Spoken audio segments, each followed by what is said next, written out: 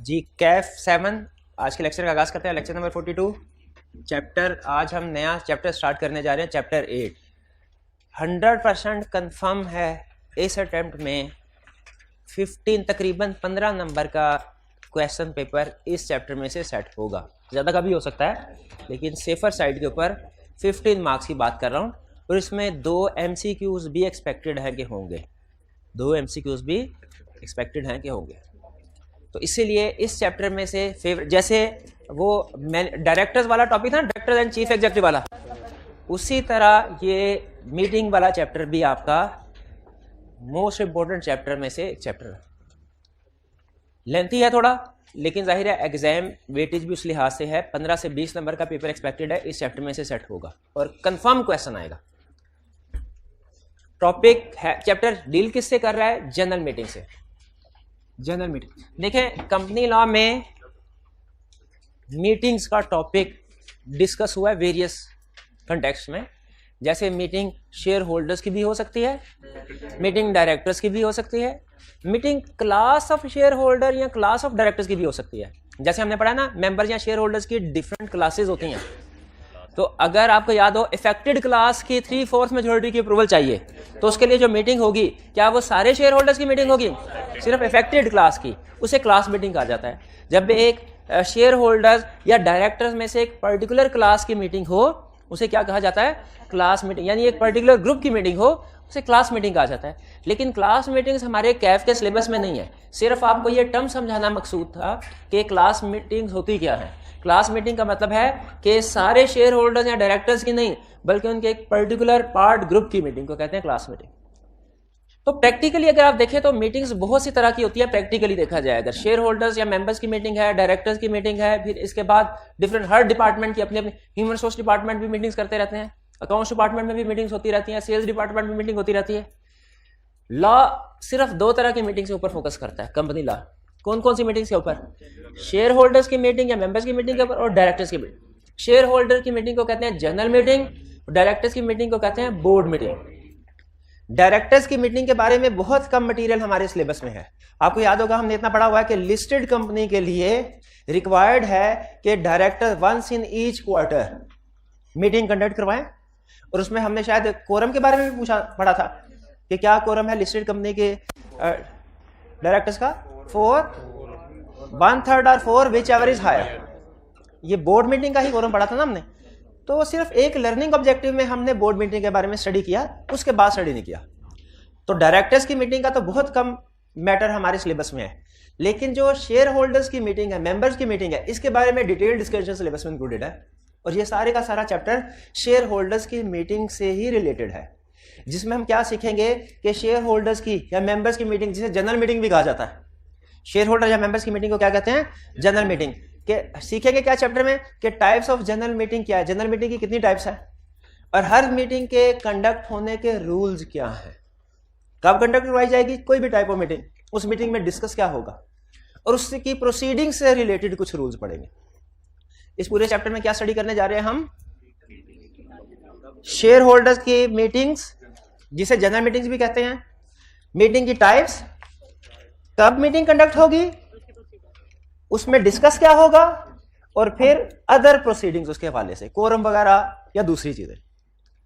तो सबसे पहले जो ये चैप्टर हमें बताता है वो ये कि जनरल मीटिंग का मतलब क्या है। जनरल मीटिंग का मतलब है मीटिंग ऑफ मेंबर्स या शेयर होल्डर्स।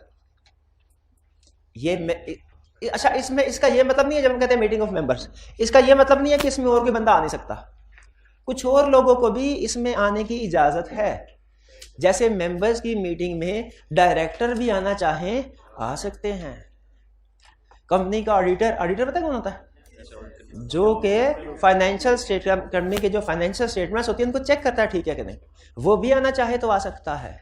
लेकिन ये लोग सिर्फ समझ लीजिए कि एक तमाशाई की हैसियत से मीटिंग में मौजूद होंगे। ये मीटिंग में वोट्स कास्ट नहीं करते, डिस्कशन में पार्टिसिपेट नहीं करते।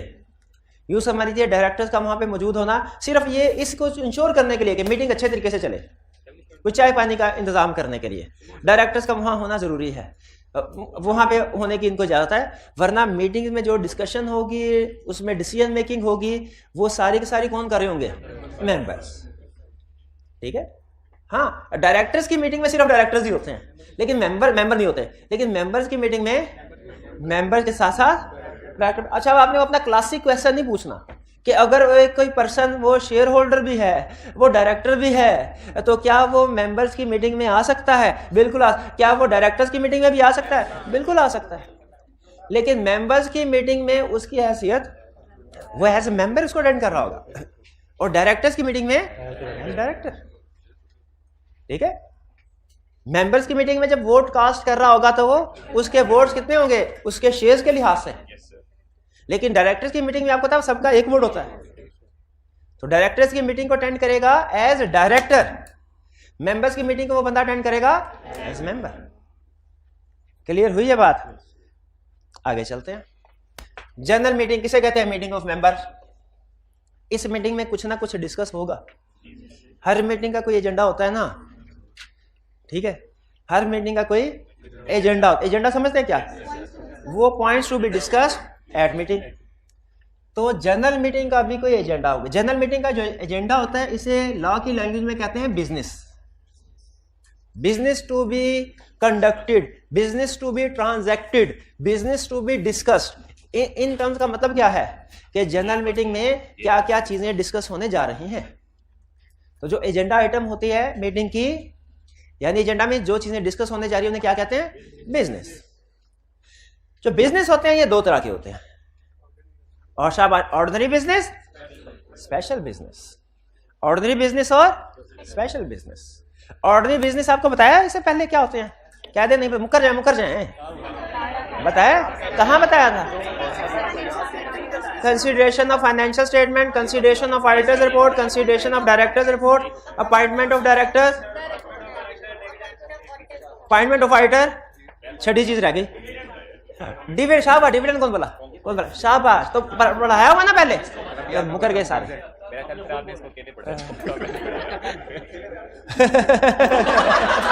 कितनी अच्छी बात की आपने, हमें दिल्ली मुसरत हुई आपकी बात सुन के, हमें आपसे यही उम्मीद थी। प्यारे भाई, हमने इससे पहले पढ़ाई हुई है क्लास में। ऑर्डिनरी बिजनेस की एग्जांपल थी 6, मुझे याद है। हाँ, consideration of financial statement, consideration of auditors report, consideration of directors report, appointment of auditor, appointment of election of directors, dividend. फिर से सुन लें, consideration of financial statements, consideration of financial and dividend, क्योंकि financial में profit होगा तो dividend मिलेगा। फिर उसके बाद अपॉइंटमेंट ऑफ ऑडिटर और कंसीडरेशन ऑफ ऑडिटर्स रिपोर्ट, फिर इलेक्शन ऑफ डायरेक्टर्स और consideration of director report. Director और डायरेक्टर रिपोर्ट 2 पॉइंट हो गए, ऑडिटर और ऑडिटर रिपोर्ट ये 2 पॉइंट हो गए, फाइनेंशियल स्टेटमेंट्स और डिविडेंड ये तो 6 हो गए। ऑर्डिनरी बिजनेस की एग्जांपल बताएं मेरे भाई। ऑर्डिनरी बिजनेस में कौन कौन से बिजनेस शामिल है? कंसीडरेशन ऑफ ऑडिटर्स रिपोर्ट और अपॉइंटमेंट ऑफ ऑडिटर और इलेक्शन ऑफ डायरेक्टर्स और consideration of directors report 4, consideration of financial statement और डिविडेंड। शाबाश, ये 6 हो गए। ये क्या है? Ordinary business. बिजनेस क्या होता है? वो एजेंडा आइटम जो मीटिंग में डिस्कस होने जा रही है। अच्छा, बिजनेस की 2 टाइप्स हैं, एक ऑर्डिनरी बिजनेस, एक स्पेशल बिजनेस। अब ऑर्डिनरी बिजनेस की 6 एग्जांपल मैंने आपके साथ शेयर कर दी। स्पेशल बिजनेस किसे कहते हैं? इसके अलावा इन 6 आइटम्स के अलावा जितने भी बिजनेस हैं उन्हें हम स्पेशल बिजनेस कहते हैं। स्पेशल बिजनेस की एग्जांपल्स क्या है? एग्जांपल्स क्या है? Alteration in memorandum and articles of association, removal of chief executive, और एक और तीसरा भी बताया, इन्वेस्टमेंट इन एसोसिएटेड कंपनी। ये 3 एग्जांपल्स हैं स्पेशल बिजनेस की। कोई बस कर दे, ये 3 एग्जांपल्स हैं स्पेशल बिजनेस की। ठीक है, तो स्पेशल बिजनेस की अगर डेफिनेशन हमसे पूछे तो सबसे पहले क्या लिखना है? Every business which is not an ordinary business is special business. जैसे वो पब्लिक कंपनी को डिफाइन किया था, every company which is not a private company is public company, और फिर बाद में प्राइवेट कंपनी की डेफिनेशन को रिप्रोड्यूस कर दिया था। तो एग्जाम में जब कभी स्पेशल रेजोल्यूशन पूछे, सॉरी स्पेशल बिजनेस पूछे, अच्छा इसका मतलब है स्पेशल बिजनेस और स्पेशल रेजोल्यूशन में फर्क है। ऑर्डिनरी बिजनेस और ऑर्डिनरी रेजोल्यूशन में फर्क है। तो हम पढ़े थे स्पेशल बिजनेस, मैं आपको स्पेशल रेजोल्यूशन समझाने लगा था। नहीं, स्पेशल बिजनेस का डिफाइन करें, क्या करेंगे? Every business other than ordinary business. फिर नीचे लिख देंगे following are ordinary business, 6 examples दे दी। फिर आगे छोटी सी हेडिंग दे दी एग्जांपल्स ऑफ स्पेशल बिजनेस, उसके बाद 2 या 3 एग्जांपल दे दीजिए। ठीक है, वो जो था ना ऑर्डिनरी बिजनेस के एग्जांपल, ये स्पेशल बिजनेस की डेफिनेशन का हिस्सा है। ऑर्डिनरी बिजनेस की एग्जांपल स्पेशल बिजनेस की डेफिनेशन का हिस्सा है, और ये जो 3 उसके बाद वाली एग्जांपल है ये स्पेशल बिजनेस एग्जांपल है। तो सबसे पहली चीज जो हमने सीखी, इस पहले जनरल मीटिंग क्या होती है? Meeting of members. फिर इसके बाद हमने सीखा कि एजेंडा आइटम को कहते हैं बिजनेस। बिजनेस की 2 टाइप्स हो सकती हैं, ऑर्डिनरी बिजनेस, स्पेशल बिजनेस। अच्छा, कोई भी मीटिंग होना उससे कितने दिन पहले, कम से कम कितने दिन पहले नोटिस भेजा जाता है?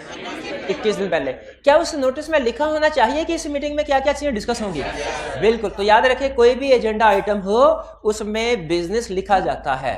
ऑर्डिनरी बिजनेस हो तो वो लिखा जाता है, स्पेशल बिजनेस हो तो वो लिखा जाता है। अब अगर वो आपसे कहे कि आपने एक जनरल मीटिंग का नोटिस सेंड करना है, तो उसमें जो भी एजेंडा आइटम डिस्कस हो रही होगी वो आप इंक्लूड करेंगे कि नहीं करेंगे?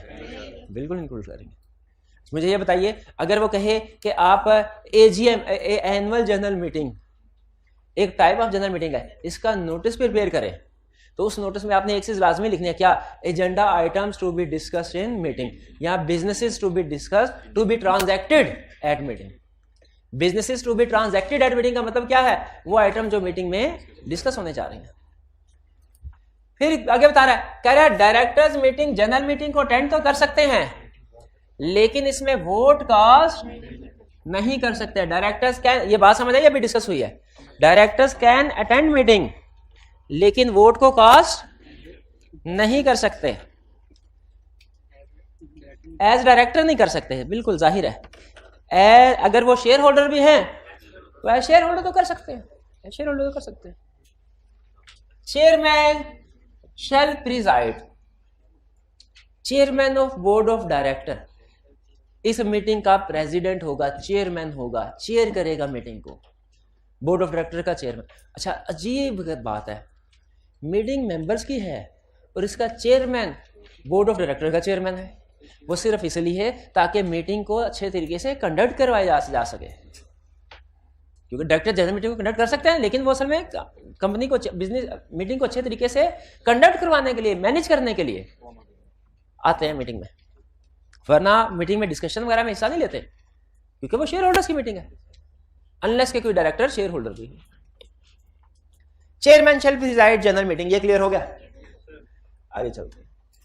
जनरल मीटिंग की कितनी टाइप्स है? जनरल मीटिंग की 3 टाइप्स है, statutory meeting, annual general meeting, extraordinary meeting. Company की जिंदगी की जो पहली जनरल मीटिंग होती है, कंपनी की जिंदगी की पहली जनरल मीटिंग को कहते हैं स्टैट्यूटरी मीटिंग। इसमें कंपनी के इंट्रोडक्टरी मैटर डिस्कस किए जाते हैं, कंपनी की इनकॉर्पोरेशन के हवाले से कुछ चीजें डिस्कस की जाती हैं, इसे कहते हैं स्टैट्यूटरी मीटिंग। फिर इसके बाद annual general meeting. Annual general meeting ऐसी जनरल मीटिंग है जो हर साल कंडक्ट होती है, जो हर साल कंडक्ट होती है, साल में एक दफा कंडक्ट की जाती है, उसे कहते हैं एनुअल जनरल। नाम से जाहिर, एनुअल का मतलब सालाना। और एक्स्ट्रा ऑर्डिनरी जनरल मीटिंग ऐसी मीटिंग होती है, अब खुद बताइए, फर्ज कीजिए कि एनुअल जनरल मीटिंग हो गई, अब नेक्स्ट एनुअल जनरल मीटिंग कब होगी? नेक्स्ट ईयर में। अगर ड्यूरिंग द ईयर फौरी तौर पे चीफ एग्जीक्यूटिव को रिमूव करने की जरूरत पेश आ गई, तो क्या अब चीफ एग्जीक्यूटिव कोई फ्रॉड कर रहा है, तो क्या अब अगले साल का इंतजार किया जाएगा? अच्छा, डायरेक्टर्स भी नहीं मान रहे कि इसको रिमूव किया जाए, वरना डायरेक्टर भी कर सकते थे, कुछ डायरेक्टर को भी हिस्सा मिल रहा होगा, तो 40% डायरेक्टर को भी हिस्सा मिल रहा है, तो 3/4 मेजोरिटी नहीं बन रही। अब क्या अगले साल के फौरी एक्शन लेने की जरूरत है? अगर इस तरह के कोई मामला आ जाए जिनमें शेयर होल्डर्स की फौरन अप्रूवल की जरूरत है, तो फिर नेक्स्ट एजीएम का इंतजार नहीं किया जाता, बल्कि उसी वक्त अर्जेंट बेसिस पे एक मीटिंग कंडक्ट करवाई जाती है, जिसे कहा जाता है extra ordinary general meeting.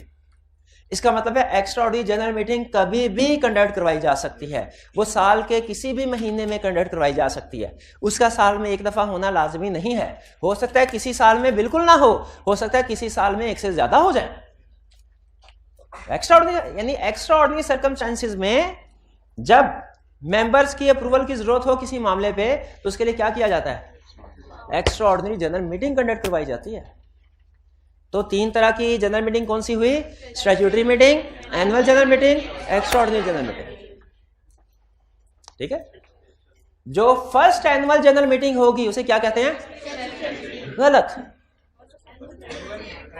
First general meeting को स्टैट्यूटरी मीटिंग कहते हैं, फर्स्ट एनुअल जनरल मीटिंग तो एनुअल जनरल मीटिंग ही होगी ना। फर्स्ट जनरल मीटिंग और फर्स्ट एनुअल जनरल मीटिंग में फर्क है, इस ध्यान में रखिए, ये ना एग्जाम में क्वेश्चन पढ़ते हुए मार्क आ जाए। आज के लेक्चर में हम स्टडी करने जा रहे हैं statutory meeting. Annual general meeting आज डिस्कस नहीं करना, एक्स्ट्रा ऑर्डिनरी जनरल मीटिंग आज डिस्कस नहीं करना। डिस्कस करना है तो क्या करना है? स्टैट्यूटरी मीटिंग क्या होती है, इसमें हम क्या सीखेंगे? इसमें हम सीखेंगे किस तरह की कंपनीज के लिए ये स्टैट्यूटरी मीटिंग कंडक्ट करवाना रिक्वायर्ड है, कब मीटिंग कंडक्ट करवाई जाती है, इसमें क्या डिस्कस किया जाता है। क्या सीखेंगे हम स्टैट्यूटरी मीटिंग में?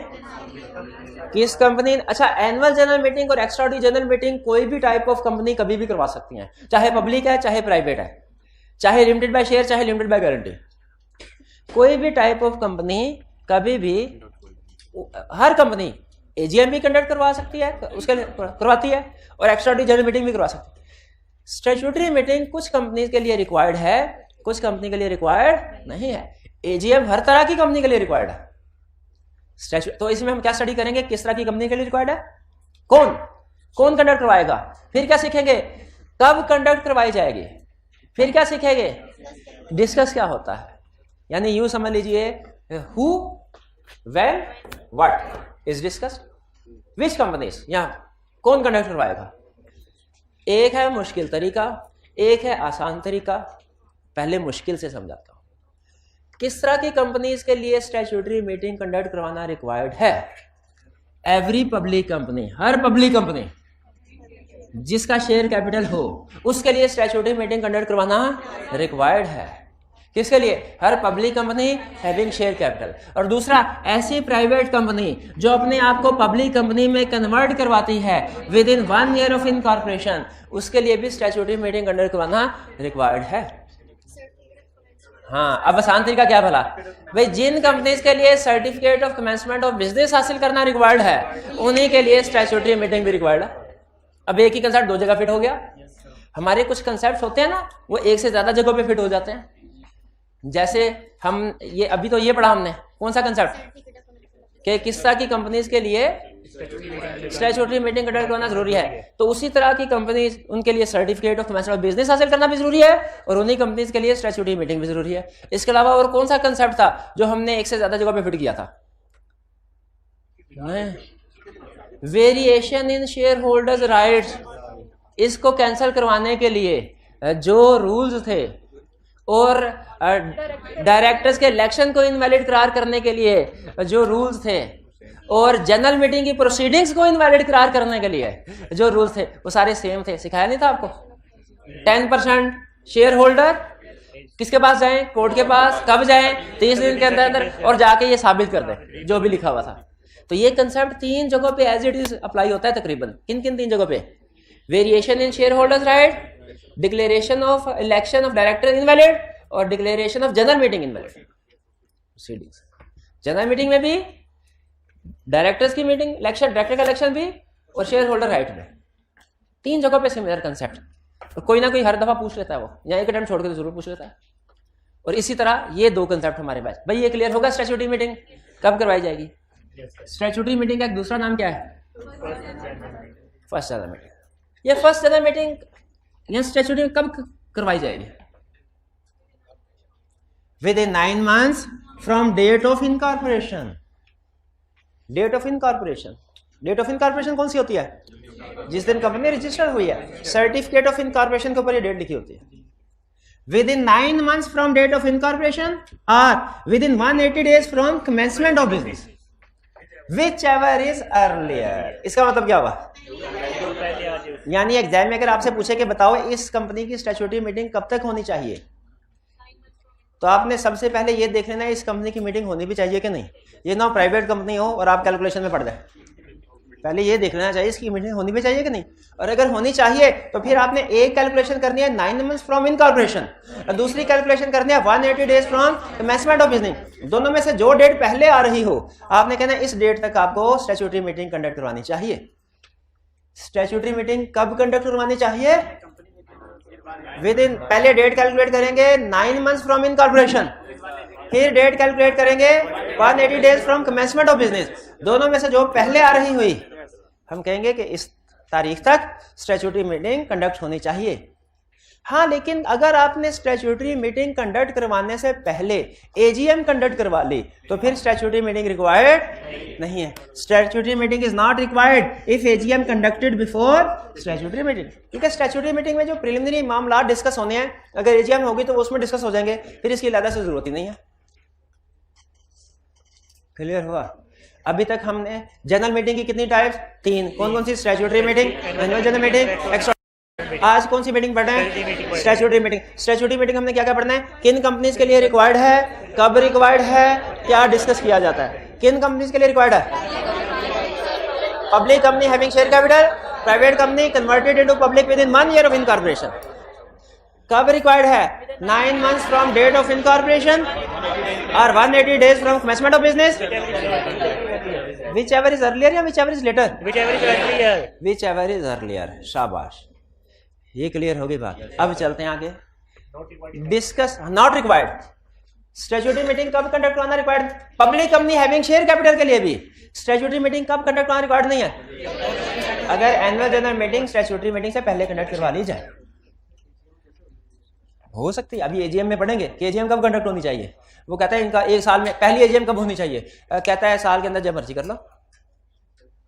स्टडी करेंगे एजीएम में, ये आपको ज्यादा क्लियर हो जाएगा जब एजीएम की पढ़ेंगे ना कब फर्स्ट, तो आपको पता चलेगा कि आप एक में इनकॉर्पोरेशन होने के 1 महीने बाद ही एजीएम कंडक्ट करवा सकते हैं, कोई प्रॉब्लम नहीं। स्टैट्यूटरी मीटिंग क्या डिस्कस होता है इसमें? Statutory report. स्टैट्यूटरी मीटिंग में क्या डिस्कस होता है? Statutory report.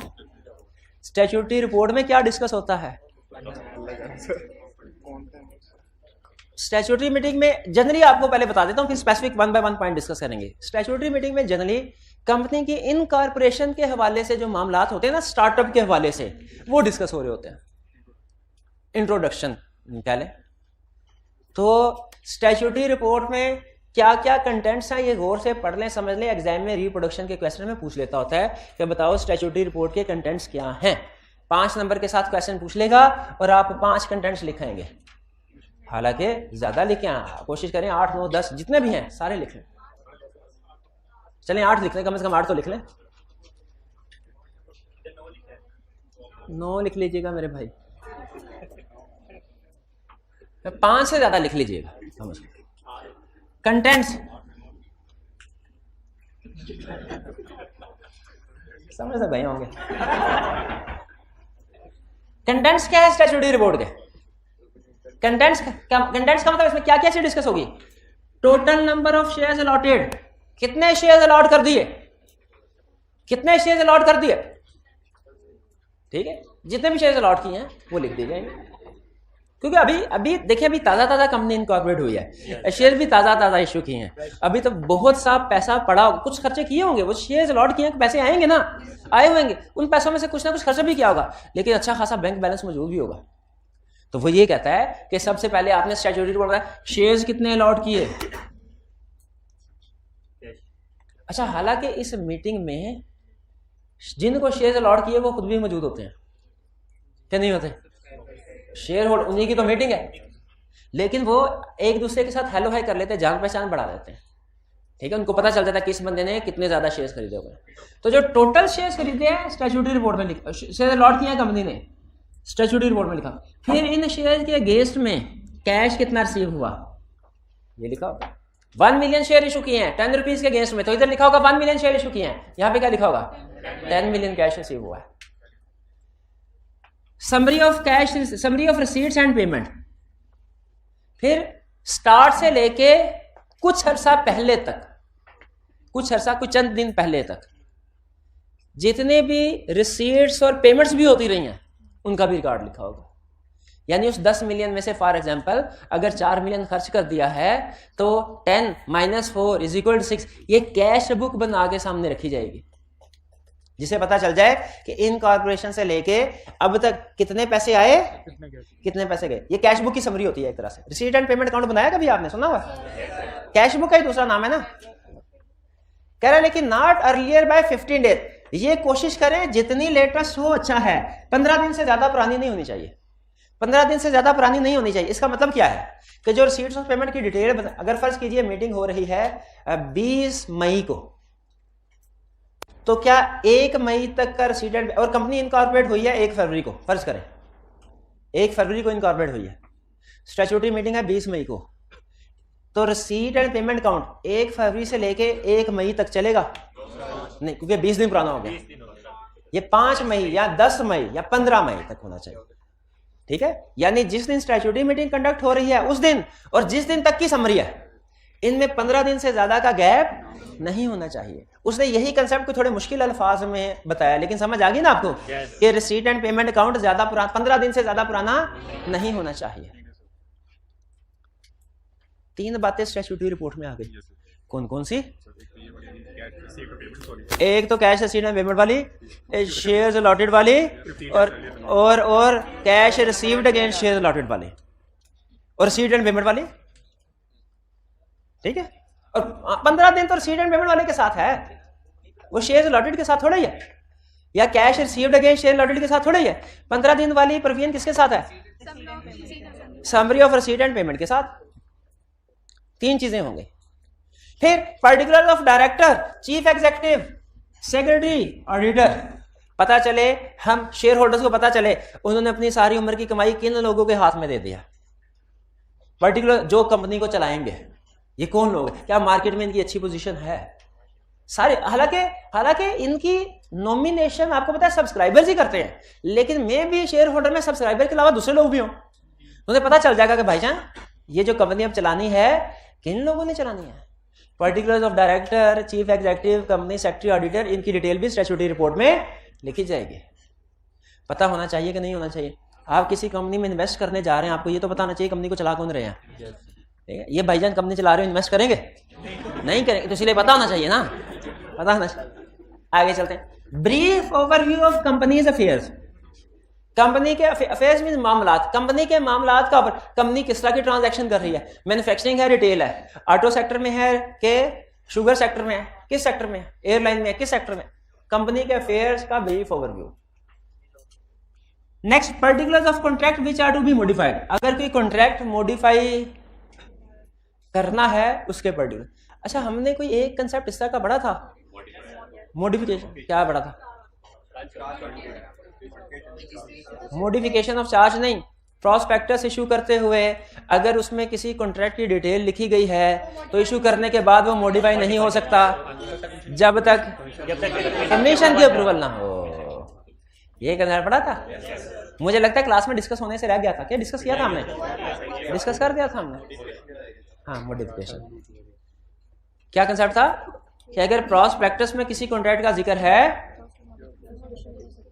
मॉडिफिकेशन ये ना हो, पहले प्रॉस्पेक्टस बनाना है ना तो इन कस्टमर के साथ एग्रीमेंट कर लिया, भाई तुम ऐसा करो 1 मिलियन यूनिट्स का ऑर्डर दे दो हमें, हम अपने प्रॉस्पेक्टस में खूब बड़ा बड़ा करके लिखेंगे कि 1 मिलियन यूनिट्स का ऑर्डर मिल गया होगा हमें, ताकि लोग कहें अच्छा ये तो बड़े प्रॉफिट में जाएगी कंपनी। और जब प्रॉस्पेक्टस इशू हो जाएगा ना, लोग शेयर्स के लिए पैसे जमा करवा देंगे, तो हम इसको मॉडिफाई करके 1 मिलियन से 1000 पे ले आएंगे, 1000 पे ले आएंगे।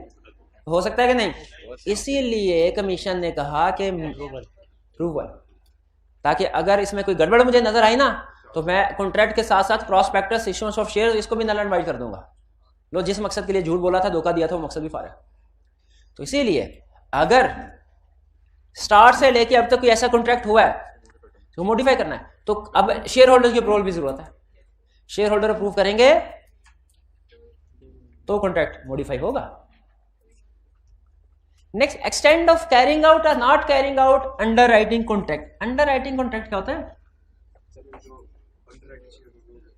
अंडर राइटिंग शेयर, ये क्या होते हैं? अंडर राइटिंग का मतलब क्या होता है?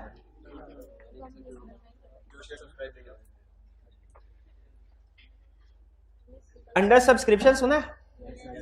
आपको याद है एक कंसेप्ट हमने पढ़ा था कि मिनिमम सब्सक्रिप्शन क्या होती है, और ये भी पढ़ा था अगर शेयर्स जो हमने इशू किया है फुल्ली सब्सक्राइब ना हो, अंडर सब्सक्रिप्शन हो, तो क्या करते हैं? शेयर इशू करते हैं कि नहीं? गलत कंसेप्ट।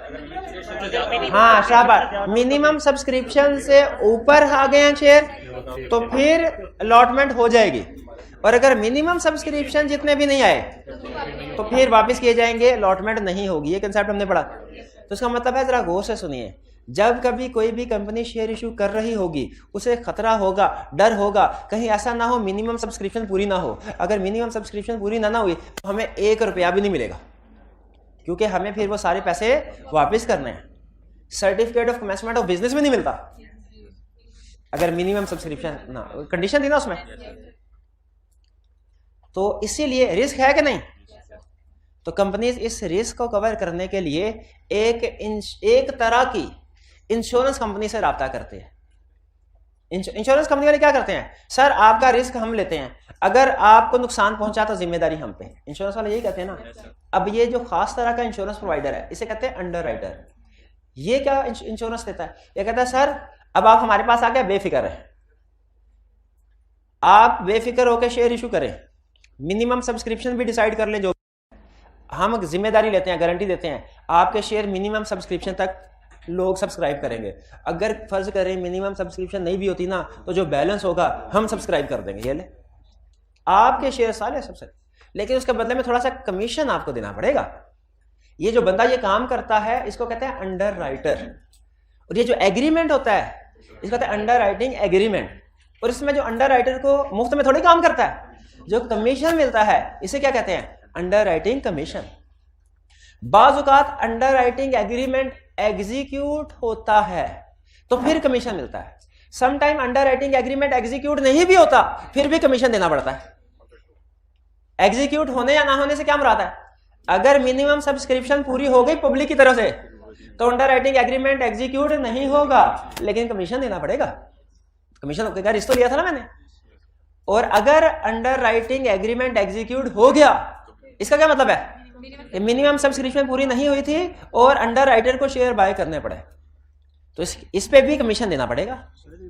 यही कह रहा है कि एक्सटेंट ऑफ कैरिंग आउट और not carrying out of under writing contract. अगर कोई अंडर राइटिंग कॉन्ट्रैक्ट किया गया था तो बताइए कि ये कैरी आउट हुआ कि नहीं हुआ? कैरी आउट हुआ कि नहीं हुआ का मतलब क्या है? इसका मतलब ये नहीं कमीशन पे हुआ, कमीशन तो हर सूरत में पे होना है। इसका मतलब ये एग्जीक्यूट हुआ कि नहीं, यानी मिनिमम सब्सक्रिप्शन पूरी हुई अचीव कि नहीं हुई, और अगर नहीं हुई तो कितना फर्क था जो इसने खरीदा। ठीक, अंडर राइटिंग कॉन्ट्रैक्ट्स की डिटेल लिखी जाएगी कि अंडर राइटिंग कॉन्ट्रैक्ट किया कि नहीं किया और उसको पूरा किया गया कि नहीं किया गया। बस अंडर राइटिंग कॉन्ट्रैक्ट समझ आ गया क्या है, उसकी डिटेल लिखी जाएगी। अंडर राइटर, उस अंडर राइटर का तो मैंने समझाने के लिए मिसाल दी ना कि जिस तरह इंश्योरेंस कंपनी वाले कहते हैं कि अगर ऐसे हुआ आपका नुकसान तो हम पूरा करेंगे, तो अंडर राइटर भी कह रहा है अगर आपका शेयर इशू करें बेफिक्र होके, अगर आपका नुकसान हुआ तो हम पूरा करेंगे। शेयर इशू होने पे नुकसान से क्या मुराद है? मिनिमम सब्सक्रिप्शन पूरी नहीं हुई। इनको डिविडेंड किनको, तो कमीशन किस चीज का दे रहे हैं? इनको कमीशन किस चीज का दे रहे हैं? अंडर राइटर को कमीशन किस चीज का मिल रहा है? तो डिविडेंड किस चीज का? अगर शेयर परचेज करेंगे तो फिर जो शेयर पे डिविडेंड आता है वो उनको मिलेगा, वो अलग है। देखिए अंडर राइटिंग सर्विस अलग है। अगर फिर जनरल पब्लिक ने सब्सक्रिप्शन पूरी नहीं की और अंडर राइटर को खरीदा पड़ गई तो जाहिर है ये फिर एक अलग ट्रांजैक्शन समझी जाएगी। इसके लिए अंडर राइटर अलग से पैसे कंपनी को देगा, कंपनी इसको शेयर इशू करेगी और आइंदा अगर प्रॉफिट होता है तो उसको डिविडेंड भी मिलेगा। ये कोई एंटिटी भी हो सकती है, कुछ नहीं, कुछ भी हो सकता है। आगे चलते हैं। 8 particular of commission or brokerage paid against share issue to directors, CEO, secretary, officers. एक होती है प्राइवेट प्लेसमेंट, एक होता है पब्लिक इशू। ऐसे ही है?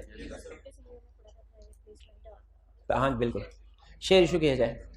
हमारी एक कंपनी शेयर इशू करते हैं तो बाज़ औक़ात ब्रोकर आ जाते हैं, जैसे प्रॉपर्टी की डीलिंग होती है तो ब्रोकर थर्ड पर्सन आके कहता है हम आपके लिए इन्वेस्टर ढूंढते हैं, बात करें, आपके शेयर्स खरीदेगा। अच्छा, ये अंडर राइटर से डिफरेंट है। अंडर राइटर खुद शेयर खरीदने की बात करता है और ब्रोकर मिडल मैन होता है, कहता है मैं खुद नहीं खरीदूंगा लेकिन मैं आपकी डील दूसरे बंदों के साथ करा देता हूं जो आपके मेरे कॉन्टैक्ट्स हैं जो आपके शेयर्स खरीद लेंगे। इस ब्रोकर को कमीशन मिलना चाहिए जैसे प्रॉपर्टी डीलर को मिलता है, ठीक है। अब डायरेक्टर्स को गुस्सा आ गया, उन्होंने कहा जरा देखें, पढ़े certificate of commencement of business की कंडीशन देखें और मेमोरेंडम देख लें। हम लोगों ने भी तो शेयर्स बाय किए हैं, हम लोगों ने फुल अमाउंट इन कैश पे की है, डायरेक्टर्स ने भी शेयर बाय किए। उन्होंने कहा हमने 4 मिलियन शेयर बाय किए, डायरेक्टर्स ने खुद, हमें किसी ने कोई कमीशन नहीं दिया। इस ब्रोकर ने 3 मिलियन शेयर्स का ग्राहक ढूंढा, इन्वेस्टर ढूंढा, इसको कमीशन पे कर दिया, हमें भी कमीशन मिलना चाहिए। अगर हम ना लेते तो यही शेयर्स आप बाहर के लोगों को बेचते, ब्रोकर के थ्रू बेचते, ब्रोकर को कमीशन देना पड़ता ना, तो वही शेयर हमने खरीद लिए हैं, हम तो घर के बंदे हैं। तो कंपनी ने कहा कोई बात नहीं, आप घर के बंदे हो इसलिए कमीशन नहीं देते। नहीं नहीं नहीं, घर के बंदे हैं इसलिए हमें ज्यादा कमीशन मिलना चाहिए। मैंने कहा नहीं चले ठीक है, जितना ब्रोकर को कमीशन देते हैं आपको ही दे देते हैं।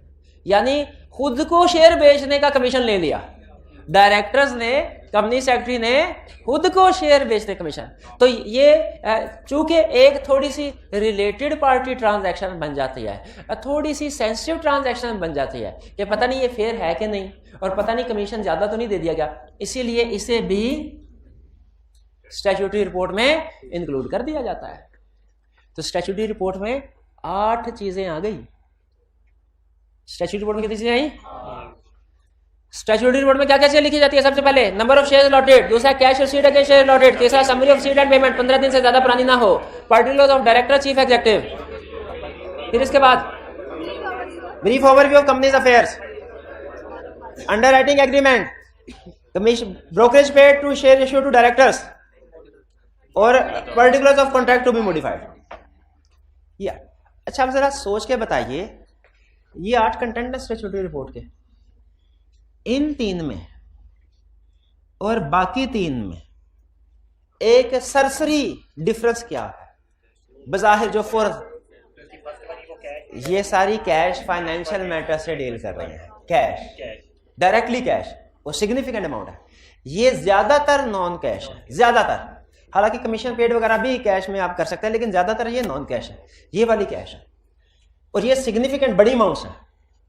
क्या इसमें डायरेक्टर्स डंडी मार सकते हैं इनको लिखने में? बड़े ईमानदार होंगे डायरेक्टर्स, हर चीज बिल्कुल 100% ठीक बना रहे होंगे और शेयर होल्डर्स को 100% ठीक रिपोर्ट करेंगे, ऐसा है। और भाई डायरेक्टर्स भी आप जैसे होते हैं, असाइनमेंट कल की कहीं चेक करवाए, हफ्ता पहले की असाइनमेंट चेक करवा लेते हैं। सुबह की क्लास में कहा, अच्छा यकीन कीजिए सच्ची बात, आज की बात, सुबह की क्लास में कहा असाइनमेंट छोटे भाई का रजिस्टर लिया था, वो फिजिक्स की असाइनमेंट चेक करवाना शुरू हो।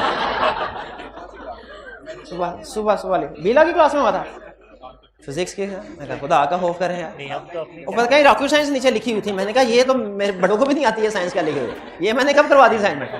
ये काम करते हैं आप, तो आप उस्ताद के साथ ये काम कर सकते हैं, तो डायरेक्टर शेयर होल्डर के साथ नहीं कर सकते ऐसे?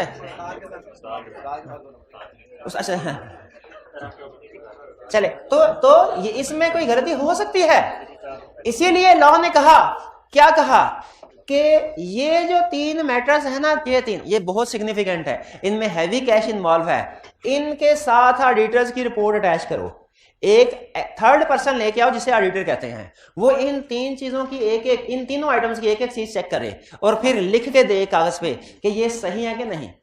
वो इनको बैंक स्टेटमेंट के साथ मैच करेगा अमाउंट्स को।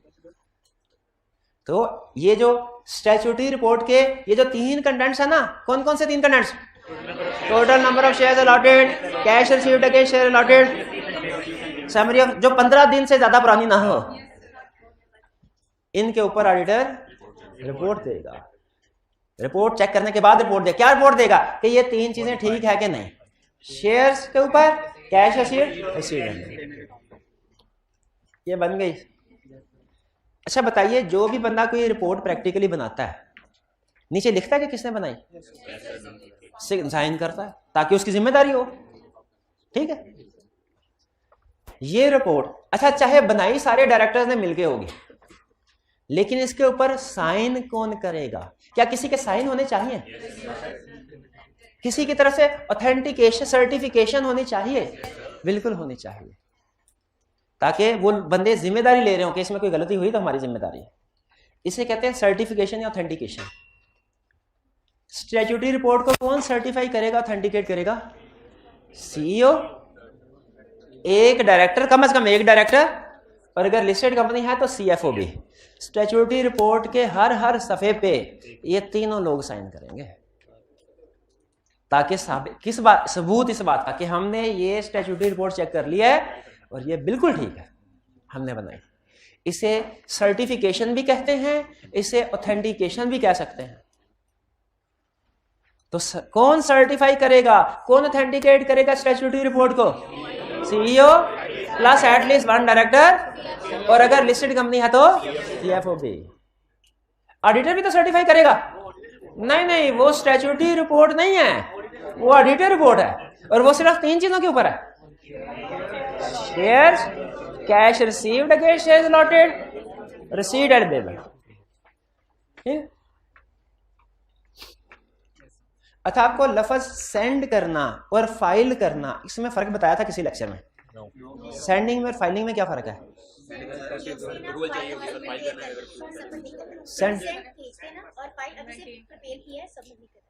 सेंड करने का मतलब है शेयर होल्डर्स को कोई चीज भिजवाना, फाइल करने का मतलब है रेगुलेटरी अथॉरिटीज को कोई चीज भिजवाना। जब लॉ में कोई भी इंफॉर्मेशन शेयर होल्डर्स को भिजवाई जाती है या क्रेडिटर्स को, उसके लिए वर्ड यूज होता है सेंड। और जब वो रेगुलेटरी अथॉरिटीज को, जैसे रजिस्ट्रार, जैसे कमीशन, जैसे रजिस्ट्रार, रेगुलेटरी अथॉरिटीज की एग्जांपल, जैसे रजिस्ट्रार, जैसे कमीशन, जैसे कोर्ट, इनको जब हम कोई स्टेटमेंट सेंड करते हैं तो उसके लिए वर्ड सेंड नहीं बल्कि क्या कहते हैं? फाइल किया। तो बताइए, क्या स्टैट्यूटरी रिपोर्ट रजिस्ट्रार के पास भी भिजवानी चाहिए? बिल्कुल भिजवानी चाहिए। तो उसके लिए लफ्ज सेंड यूज करेंगे, फाइल। तो कह रहे हैं फाइलिंग, क्या फाइलिंग करनी है इसकी किसी को? हाँ जी बिल्कुल। अच्छा, फाइलिंग में आपने शेयर होल्डर्स नहीं लिख देना, फाइलिंग करनी है, यस करनी है। किसको करनी है? कब? Immediately after sending to members. जैसे ही मेंबर्स को सेंड की स्टैट्यूटरी रिपोर्ट, रजिस्ट्रार को भी सेंड कर देनी है, फाइल कर देनी है। ये मेंबर्स को कब सेंड की थी स्टैट्यूटरी रिपोर्ट?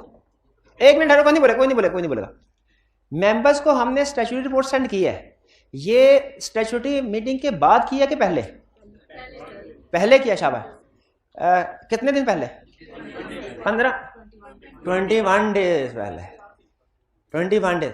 अच्छा, मुझे जरा सोच के बताइए, स्टैट्यूटरी मीटिंग से 21 दिन, कम से कम 21 दिन पहले जो शेयर होल्डर को नोटिस भेजा कि स्टैट्यूटरी मीटिंग होने वाली है, इस नोटिस के साथ स्टैट्यूटरी रिपोर्ट अटैच होगी कि स्टैट्यूटरी मीटिंग में सबके सामने पहली दफा रखी जाएगी?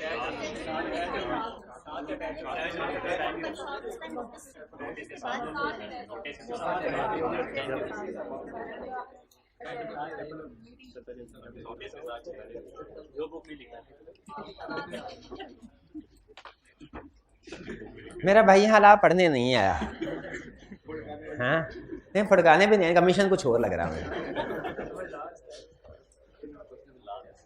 चले, ये अब आप पढ़ के आइएगा। आपने ये लर्निंग ऑब्जेक्टिव पढ़ के ये सवाल मुझे नहीं बताना, मुझे पढ़ने दो, ढूंढने दो, ठीक है?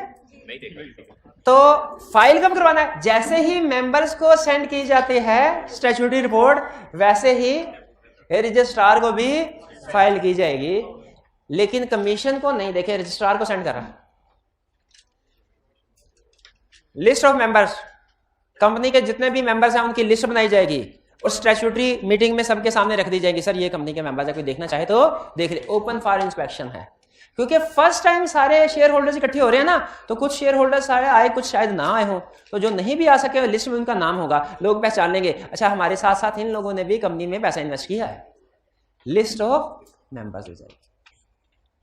भाई समझ आ गई यहां तक? आखिरी कंसेप्ट अभी बता दूं कि ना? ये आगे और भी बहुत सी जगहों पे आएगा। हाँ? अभी एडजॉर्नमेंट, एडजॉर्नमेंट आपने कभी सुना है? केस इज एडजॉर्न्ड, हियरिंग इज एडजॉर्न्ड, ये कहाँ सुना है? कोर्ट में। कोर्ट में क्या करने गए थे उधर? ये अच्छा, टीवी पे देखा था। बाज़ औक़ात ऐसा होता है कि जब कोई केस चल रहा हो और उस पेशी पे उसका फैसला ना हो सके तो समाअत मुलतवी कर दी जाती है, हफ्ते 2 हफ्ते के बाद की डेट देके, हफ्ते 2 हफ्ते बाद की डेट। उसी तरीके से स्टैट्यूटरी मीटिंग में ये सारी चीज़ें 1 बाय 1 डिस्कस हो रही होंगी। हो सकता है यहाँ तक आके डिस्कशन हो और फिर शाम के 5 बज जाए और फिर कहीं छुट्टी छुट्टी, अगली दफ़ा मीटिंग करेंगे, बाकी चीज़ें तब डिस्कस करेंगे। नहीं, मैं समझा रहा हूँ। तो उस सूरत में क्या होगा? मीटिंग एडजॉर्न कर दी जाएगी कि अब बाकी के मामलात, बाकी की प्रोसीडिंग्स अगले हफ्ते होगी। इसे कहते हैं मीटिंग एडजॉर्न होना। क्या मीटिंग, कोई भी जनरल मीटिंग एडजॉर्न की जा सकती है? यस, की जा सकती है। अच्छा बताइए, जब रीजनल मीटिंग हुई 5 तारीख को, इसमें 5 फैसले हो गए, 3 फैसले होना बाकी हैं। अब 12 मीटिंग एडजॉर्न कर दी गई, 12 तारीख को होगी। 12 तारीख को जब एडजॉर्न्ड मीटिंग हुई, इसमें जो फैसले हुए, क्या इन फैसलों का लीगल स्टेटस वैलिड है कि वॉइड है? ऐसा ही वैलिड है जैसा कि रीजनल मीटिंग में होते हैं। भाई ठीक है, चलिए, ये था हमारा आज का लेक्चर जिसमें हमने जनरल मीटिंग में से एक टाइप स्टैट्यूटरी मीटिंग को डिस्कस किया। चलिए, होम असाइनमेंट नोट कर लीजिए, ये रिटन फॉर्म में असाइनमेंट लाजमी आपने करके आना है। आज का लेक्चर यहाँ खत्म करते हैं हम। अल्लाह हाफिज़।